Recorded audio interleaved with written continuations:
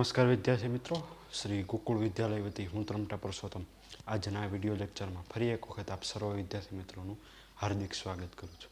સૌપ્રથમ આપણે વાત કરી દઈએ તો ચેપ્ટર નંબર 5 જે આપણે પૂરું કર્યું. હવે આપણે જઈ રહ્યા છીએ ચેપ્ટર નંબર 8 જેનું નામ છે ગતિ. શું છે? ગતિ એટલે મોશન, જેને ઇંગ્લિશમાં તમે શું કહો છો? મોશન, ગતિ. સામાન્ય રીતે ગતિની વાત કરીએ તો ગતિ એટલે શું? ગતિના પ્રકારો, બરાબર છે, ગતિને આધારિત દાખલા, વેગમાન, આ બધી વસ્તુઓ આપણે કયા આ ચેપ્ટરમાં વાત કરવાના છે.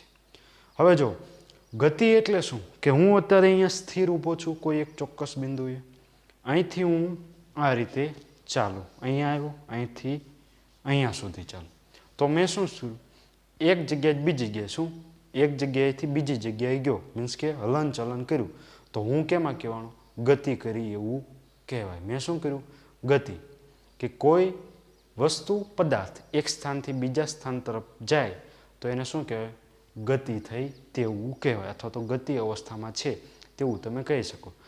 ગતિ એ પ્રત્યક્ષ રીતે અને અપ્રત્યક્ષ રીતે આપણે જોઈ શકીએ છીએ. કઈ રીતે? પ્રત્યક્ષ રીતે મીન્સ કે આપણે જોઈએ તો હું ચાલું છું, તમે લોકો જોઈ રહ્યા છો, આખું બ્રહ્માંડમાં પૃથ્વી, સૂર્ય એકબીજાની ફરતે ગતિ કરે છે, બરાબર, પોતાનું સ્થાન ફેરફાર કરે છે. શું થયું? એક પ્રકારની ગતિ જ થઈ છે. શું થઈ છે? ગતિ. શરીરની અંદર રુધિરનું વહન થાય છે. શું થાય છે? ગતિને આભારી છે. શેને આભારી છે? ગતિને આભારી છે. બોલ અહીંયા છે, બેટ્સમેન અથવા તો ફિલ્ડર છે એ ઘા કરે કેની પાસે? વિકેટ કીપર પાસે. બોલ શું છે? ગતિમાં છે. તો આપણે જેને જોઈ શકીએ, જે અવસ્થાને જોઈ શકીએ તો કઈ છે? એક પ્રકારની આપણી એ પ્રત્યક્ષ રીતે થતી ગતિ છે. શું છે? પ્રત્યક્ષ રીતે આપણને જે જોવા મળે છે. અપ્રત્યક્ષ રીતે એટલે કેવી ગતિ? કે જો અત્યારે આપણી આજુબાજુમાં ઘણા બધા રજકણો તમે જોઈ શકો છો, બરાબર છે, જોઈ નથી શકતા. હા ના રાખ, જોઈ નથી શકતા. અહીંયા ગતિ હવા કરે છે, બરાબર છે, પવન આવે છે, પવન હું જોઈ શકું છું, ઓ કાળા રંગનો આવે છે, જો આવે, હા, નહીં લાલ રંગનો, કોઈએ કીધું નહીં, બરાબર. તો અપ્રત્યક્ષ રીતે પણ શું થાય છે? બધા પદાર્થો આપણી આજુબાજુમાં તમને ગતિ કરતા જોવા મળે છે, બરાબર છે. પૃથ્વી અત્યારે સ્થિર છે, આપણે સ્થિર છે, આપણને લાગે કે એ ચકડોળ ગોરે આખી ફરી અને દિવસ રાત થયો, નહીં, પરંતુ ખરેખર શું છે? ગતિ તો કરે છે, પણ આપણને એ ગતિનું અનુભવી શકતા નથી. અનુભવવા માટે તમારે મોટું એવું શું કે જ્ઞાની બનવું પડે. કોઈ તોય અનુભવી ન શકો પૃથ્વી ગતિ કરે છે, બરાબર. તો આ બધી વાત થઈ ગઈ ગતિની. ગતિ કેવી છે? તો એક જટિલ પ્રક્રિયા. પછી જો તમે બસમાં બેઠા હોય તો ટ્રેનમાં બેઠા હોય, બરાબર, આપણે બસ શું લાગે? સ્થિર છે, ને આજુબાજુમાં ઝાડવા કેવા છે? ચાલ્યા જતા એવું લાગે, બરાબર. આપણે આમ એકધારી નજર જોઈએ તો આપણને શું લાગે? ઝાડવા અથવા તો વૃક્ષો છે એ ગતિ કરે, પરંતુ વૃક્ષો ખરેખર શું હોય છે? સ્થિર હોય છે, ને આપણે કેમાં હોઈએ છીએ? ગતિમાં હોઈએ છીએ, બરાબર. તો આ રીતે આપણે કહી શકીએ ગતિ એક જટિલ પ્રક્રિયા. કેવી છે? જટિલ વસ્તુ છે. કે તમે જુઓ તો ગતિ ઘણી બધી રીતે થાય. સુરેખ પથમાં થતી હોય, બરાબર છે, નિયમિત અનિયમિત રીતે થતી હોય છે. ચાક ગતિ. ચાક ગતિ એટલે શું? કે આ ચોક છે, આને આમ કંપન કર્યો તો ચોક કેમ આવ્યો? ગતિમાં આવ્યો, આમ કંપન દ્વારા. આ પ્રકારની ચાક ગતિથી પણ ગતિ થાય છે. એટલે એક પરિસ્થિતિમાં બીજી પરિસ્થિતિમાં જતાં પણ શું થાય છે? ગતિ તમને જોવા મળે છે, બરાબર. તો આ વાત થઈ ગઈ ગતિ. આ જ રીતે તમને પ્રવૃત્તિ આપી છે કે તમારી ક્લાસરૂમની દિવાલ જો, બરાબર, અત્યારે તમને ઘરની દિવાલ જોવા મળશે, ક્લાસરૂમની દિવાલ સુધી જોવા નહીં મળે, બરાબર. એટલે ઘરની દિવાલને જોવાનું ગતિ કરે છે કે નહીં એ જોવાનું. તો ભાઈ નથી ગતિ કરતી, કહી દેવાનું ચોખ્ખું, ઠેઠ તળિયા ઝાટક, ભાઈ નહીં હો ભાઈ, નથી ગતિ કરતી, બરાબર. એવું નહીં કરવાનું. એટલે જે હોય તે પ્રવૃત્તિમાં જોઈ લેવાનું. પછી બીજી પણ વસ્તુ આપી. હવે ક્યારેક કેવું થાય ગતિ હે ને આપણે અમુકને ઝાલી રાખવા પડે, ઉતાવળા બહુ હોય, ભાઈ હા તો ટાઢો થા, બરાબર. તો ગતિ ક્યારેક અનિયંત્રિત થઈ જાય. શું થાય? ગતિ ક્યારેક અનિયંત્રિત થઈ જાય. અનિયંત્રિત થાય એટલે શું થાય? કે વાવાઝોડું આવે. પાણીમાં ગતિ અનિયંત્રિત થાય તો શું થાય? પૂર આવે, બરાબર. તો આ રીતે ક્યારેક દરિયો પણ અનિયમિત ગતિ કરવા માંડે, શું આવે? સુનામી આવે. એટલે અનિયમિતતા બહુ સારી નહીં. શું? અનિયમિતતા બહુ સારી નહીં, નુકસાનકારક છે. એટલે બોધ પણ લીધા જેવો કે કોઈ પણ વસ્તુ વધારે પડતી નહીં કરી નાખવાની, મીડિયમ માપે રહેવાના, તો મજા આવે થોડી. પછી ટર્બાઇન હોય નદીના, તટ ઉપર અથવા તો જ્યાં ડેમ બાંધ્યો હોય તો ત્યાં કેવી નિયમિત ગતિ દ્વારા આપણે વિદ્યુત ઉત્પન્ન કરીએ છીએ, બરાબર છે, કે અમુક ચોક્કસ સમયે એના ઉપર પાણીનો ફ્લો જવા દેવામાં આવે, ટર્બાઇન ફરે અને શું થાય, જનરેટર દ્વારા વિદ્યુત ઉત્પન્ન થાય છે. તો આ બધા શું થઈ ગયા, ગતિની પ્રસ્તાવના. શું થઈ ગઈ, ગતિનું વર્ણન કર્યું. હવે આપણે જોવાના છીએ ગતિનું વર્ણન. એમાં પહેલો ટોપિક છે સુરેખ પથ પર ગતિ. શું છે, સુરેખ પથ પર ગતિ. સુરેખ પથ પર ગતિ પહેલાં પણ હું એક વસ્તુ સમજી કે કોઈ પણ આપણે વસ્તુ છે, હું અત્યારે અહીંયા ઊભો છું, મારે ત્યાં જવા માટે મારે એક ચોક્કસ મારું સંદર્ભ બિંદુ, સ્થાન બિંદુ, કે આ સ્થાનથી ક્યાં સુધી, આ સ્થાન સુધી આવ્યો હું, તો મારું કંઈક શું થયું, પ્રારંભિક બિંદુ અથવા તો એક ચોક્કસ સ્થાન હતું જેને હું સંદર્ભ બિંદુ તરીકે ઓળખું. શેના તરીકે ઓળખીશ, સંદર્ભ બિંદુ. અને આ સંદર્ભ બિંદુને તમે શેના નામ તરીકે ઓળખો છો, ઉદ્ગમ સ્થાન અથવા તો ઉદ્ગમ બિંદુ તરીકે ઓળખો છો. હા કે ના? હા. હવે વાત કરીએ પહેલું, આમાં આપણે બે ભણવાના છીએ, એક સુરેખ પથ પર ગતિ અને એક છે નિયમિત અને અનિયમિત ગતિ. પણ શું કે અમુક લિમિટેશન હોય તો એ લિમિટેશન ઉપર આપણે રાખ્યું ને જો ટાઈમ રહેશે તો અહીંયા 8.1.2 પણ લઈ લઈશું, બરાબર. સુરેખ પથ પર ગતિ. સુરેખ પથ પર ગતિ એટલે શું, કે સૌથી સરળ ગતિ કઈ, સીધે સીધું ચાલી જાવ. તમને બાઇક આપી દે અથવા કાર આપી દે અને સીધો 200 કિલોમીટરનો રસ્તો હોય, તમે ધીરાઈ રહ્યો નહીં, કરે ને જાય જ રાય, ભડાકા મારે જાય.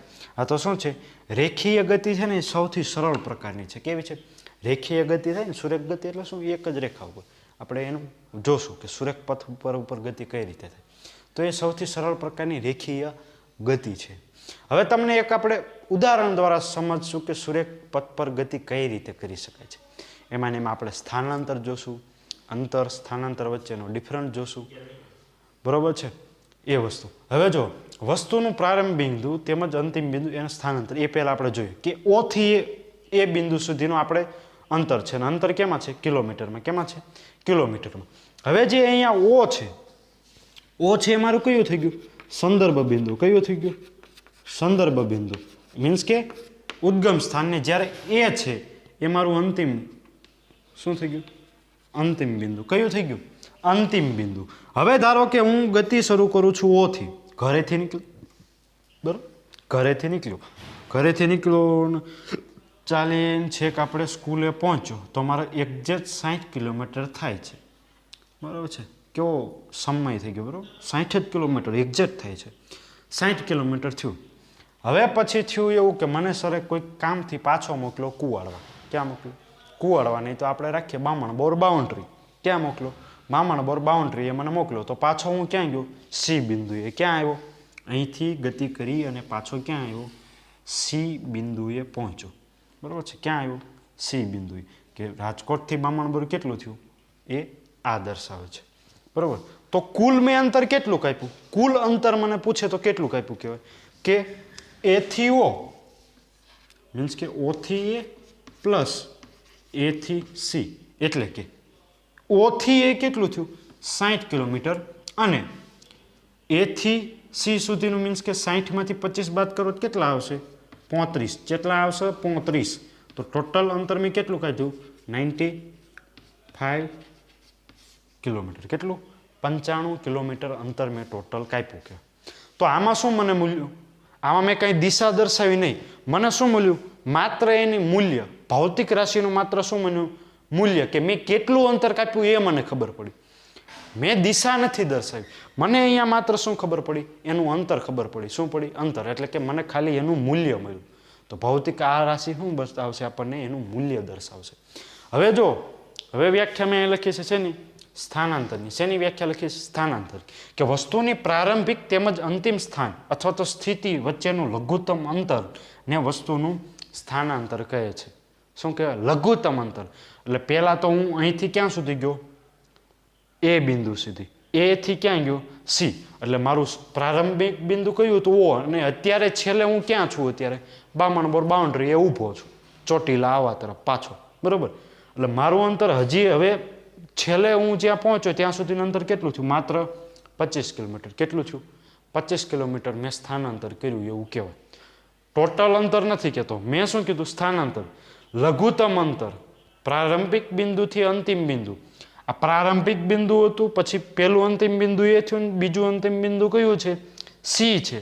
તો સી થી ઓ સુધીનું અંતર કેટલું? માત્ર 25 કિલોમીટર. તો મેં સ્થાનાંતર કેટલું કર્યું અત્યાર સુધીમાં? અહીંથી અહીં સુધીનું 25 કિલોમીટર. કેટલું થયું? 25 કિલોમીટર જ થયું. બરોબર છે? કેટલું થયું? માત્ર ને માત્ર 25 કિલોમીટર જ અંતર થયું. તો હવે શું છે? પાછું વાંચો કે ગતિ દરમિયાન સ્થાનાંતર શૂન્ય હોઈ શકે, પરંતુ કપાયેલું અંતર ક્યારેય શૂન્ય હોય નહીં. શું થયું કે જો હવે એ થી સી સુધીનું મારું સ્થાનાંતર મારે મેળવવું હોય, બરોબર છે? મારું સ્થાનાંતર કેટલું હશે? તો આ 95 કિલોમીટર ટોટલ આપણે અંતર કાપ્યું છે. મારું સ્થાનાંતર કેટલું થયું? માત્ર ને માત્ર 25 કિલોમીટર. કેટલું થયું? 25 કિલોમીટરનું મેં સ્થાનાંતર કર્યું. ક્યાંથી? એ થી સી. છેલ્લું અંતિમ બિંદુ ત્યાં હતું. આપણને શું કીધું? અંતિમ બિંદુ મીન્સ કે અંતર ક્યારે શૂન્ય ન હોય. હવે પાછો હું ક્યાં વયો આવું? મારા ઘરે. બરોબર છે? એટલે 0 કિલોમીટર મારું સ્થાનાંતર થઈ ગયું. પરંતુ મેં કુલ અંતર કેટલું કાપ્યું હતું? પહેલાં ક્યાં ગયો? રાજકોટ. રાજકોટથી ક્યાં આવ્યો? બામણબોર. બામણબોરથી પાછો ક્યાં આવી જઈશ? ચોટીલા. તો મારું ટોટલ અંતર કેટલું થયું? 90 અને 95. 95 અને +25 એટલે કેટલું થઈ ગયું? પાછું 120 કિલોમીટર અંતર કાપ્યું. સ્થાનાંતર કેટલું હતું? શૂન્ય જ હતું. બરોબર છે? તો આ વાત થઈ ગઈ આની. છેલ્લો ટોપિક કે અંતર અને સ્થાનાંતર એ અલગ અલગ ભૌતિક રાશિ છે, જેનો ઉપયોગ વસ્તુની ગતિ અને સંપૂર્ણ વર્ણન તેમજ આપેલા સમયગાળામાં વસ્તુના પ્રારંભિક સ્થાનની સાપેક્ષે અંતિમ સ્થાન જાણવા માટે કરવામાં આવે છે. હવે એક વસ્તુ આમાં બાકી રહી ગઈ છે, એ છે ઓડોમીટર, કે જે આપણે માપન, આપણે બાઇક હોય, કાર હોય તો એમાં આપણે કેટલું અંતર કાપ્યું ને દર્શાવે, જે ઓડોમીટર દ્વારા દર્શાવે. શેના દ્વારા? ઓડોમીટર દ્વારા. બરોબર છે? એટલે કોઈ પણ વસ્તુનું સ્થાન જાણવા માટે અથવા કેટલી ગતિ કરી, કેટલું અંતર કાપ્યું એ જાણવા માટે કોઈ પણ વ્હીકલ હોય એમાં શું હોય છે? ઓડોમીટર. વાત કરું નિયમિત ગતિ અને અનિયમિત ગતિની. નિયમિત ગતિ એટલે કેવી? કે એક જ ધારી, 1 કલાકમાં 30 કિલોમીટર, બીજા કલાકમાં પણ 30, એમ ક્યાં 10 કલાક સુધી સતત કેટલું? 1 કલાકમાં 30 એટલે 30. અનિયમિત ગતિ એટલે શું? કે પહેલી કલાકે 12 કિલોમીટર કાપે, બીજી કલાકે પાછું 14, ત્રીજી કલાકે પાછી 8 જ કિલોમીટર કાપે. તો આ પ્રકારની ગતિ કેવી કહેવાય? અનિયમિત પ્રકારની. તો અહીંયા સુધી આજે આપણે રાખીએ છીએ. ફરી પાછા જ્યારે મળશું ત્યારે 8.2 થી આપણે શરૂઆત કરશું. તો ત્યાં સુધી આવજો. ધન્યવાદ. જય હિન્દ.